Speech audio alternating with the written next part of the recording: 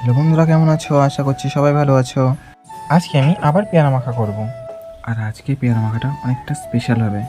আর আগের দিন আমাদের ছোটো গাছটা তোমাদের দেখিয়েছিলাম, সেই গাছটা থেকে আজকে 3-4টে পেয়ারা পেরে নেব। পেয়ারাগুলো অনেক কাছে থাকায় হাত দিয়ে পেরে নিচ্ছি।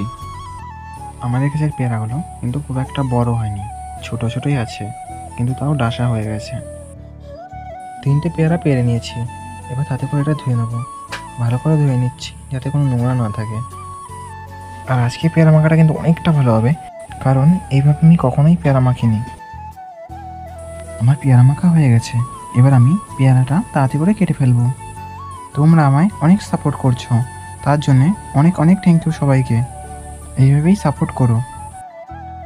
আর আমার ভিডিও যদি তোমাদের ভালো লাগে তো একটু পাশে থেকো। পেয়ারাটাকে একদম ছোটো ছোটো করে কেটে নিচ্ছি যাতে মাখানোটা ভালো হয়। তোমাদের কাছে কাছে পেয়ারা মাখা খেতে ভালো লাগে নিশ্চয়ই জানিও। দেখতে দেখতে সব পেয়ারাগুলো কাটা হয়ে গেছে। এবার এর উপর একটু পাতিলেবুর রস ছিটিয়ে দেবো যাতে একটু টক টক লাগে। এবার একটু শুকনো লঙ্কার গুঁড়ি আর একটু লবণ দিয়ে ভালো করে মেখে নেব। তোমার মাখা পুরো হয়ে গেছে। এবার একটু খেয়ে দেখবো। মুখে নিতে না নিতেই টক টক ঝাল আর নুন একদম হেভি হয়েছে। তোমাদের যদি ভালো লাগে তাহলে তোমরা বাড়িতে ট্রাই করতে পারো।